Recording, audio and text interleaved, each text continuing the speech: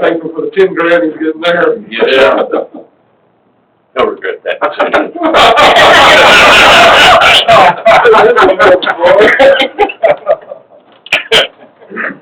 Good timing, sir. Absolutely. But that's just, we talk about this constantly in staff, chief, between the chiefs and the city manager, is that it's making it very difficult to compete out there because of the economy is doing so well that people are paying more to. So, as far as on the public works side, people in the construction industry, they're leaving for 50 cents an hour more out there on the actual contractors. I mean, it's just ridiculous what they're doing, what's going on out there.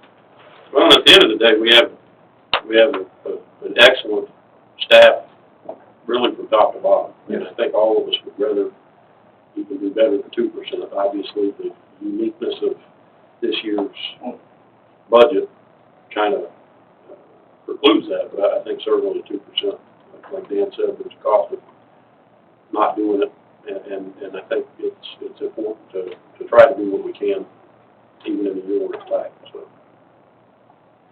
It'd be one thing if we were up on the high side, but we're not, and we realize that. And I just feel like, again, they're our number one asset. I mean, we've got to take care of them. absolutely.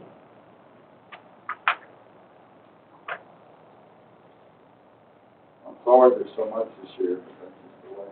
No, you don't have anything to apologize for. What's the date? I think he worked, and all the department heads worked, and given up quite a bit to realizing what we're up against, but it is what it is. I mean, facts are. I mean, we were presented with the numbers and mandates that we had to absorb, and I think you've done a marvelous job of putting these things together. Marvelous, Marv. And it'll be tight the rest of the year, obviously, but the year after that, the year after that.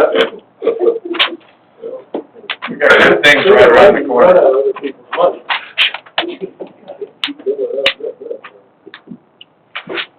We're right on the verge of being great.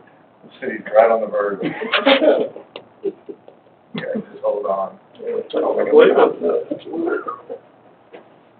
Well, you know, we've upgraded the last few, you know, we used to have this chief, I can't remember his name, but I think we've definitely upgraded there over the last 7 or 8 years. I respectfully deny that, sir. I learned a lot from that man right there. I know the vendors. Party when I retired. Go back and make it a living. We couldn't get anybody to sell us anything for 5 years. They wouldn't deal with us at all.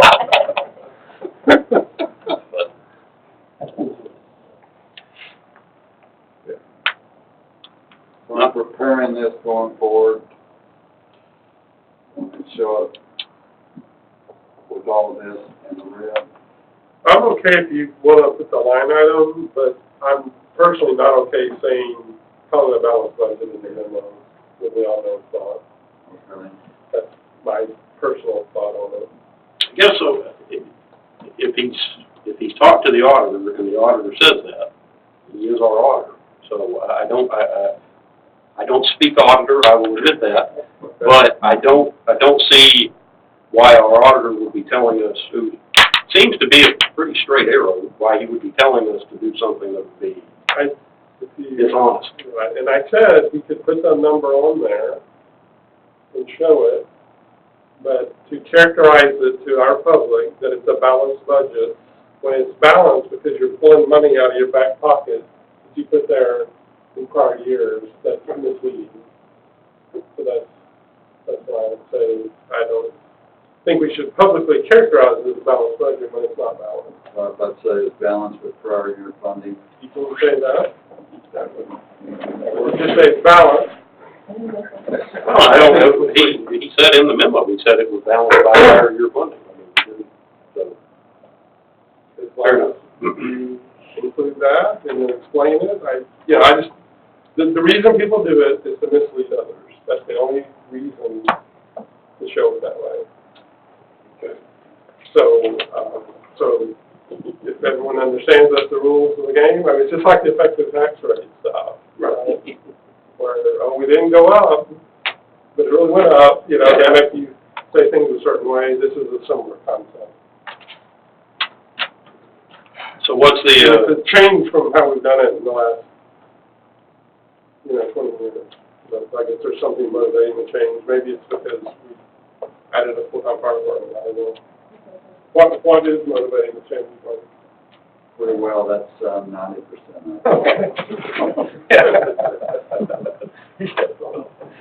everybody's pointing at somebody. All him now. Do you all see how convenient it has become for him to point this way now? Have you all seen that? Yeah. He threw his shoulder out and pointed at you so fast. I know. Maybe I should have said 60-40, they're both that way. In a tough year. So, our budget vote is September 5th, is that correct? Yes, sir. Any comments during the work session? That work session is closed at 8:36. I don't think we have any action beyond, just noting that September 5th will be at 7? September 5th, 7 o'clock in this council chamber will be the second public hearing in the vote. So with that, we'll move to staff reports, which is item number 16, update on substandard properties. 928 Lighted, 1605 Montrose, 4709 White Oak, and 1017 Churchill.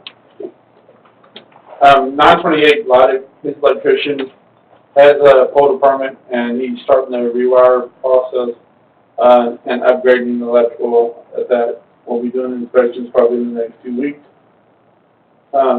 Again, they're doing a lot of the work on the weekends, because, the gentleman that owns the house is a school employee, so he's at the school Monday through Friday. So he's working on the weekends to get it caught up. Their permit doesn't go out until December, so they're still ahead of it. And we do offer you can renew it one time for half the cost. So, I mean, if need be, we can bring it back in at that point, if we need to renew. How's that looking? Just in a word, how's that looking? It's looking good. I mean, the inside's gutted, and they're That's good. getting rid of some of the smell. People live in that sleep or we go right now. He's gonna sell, yeah. And that same person's also looking at one of the other ones that's on my list, so, he does plan on reaching out to them as well. 1605 Montrose has full permits. They will be coming in with a plan of action, and we'll be going over the plan of action, and we'll be bringing it back to council. Yeah, on the 10th, sorry. On your deal, it says 4709 White Oak, it's actually 4711 White Oak, is what the house is. He has active permits. He has completed the concrete driveway and concrete approach. He has cleared out the debris from the inside of the house, and they are currently working. 1017 Churchill will be bringing back to council for a order. It's under the building officials order at this time. This is the one that 928 is also looking at as well.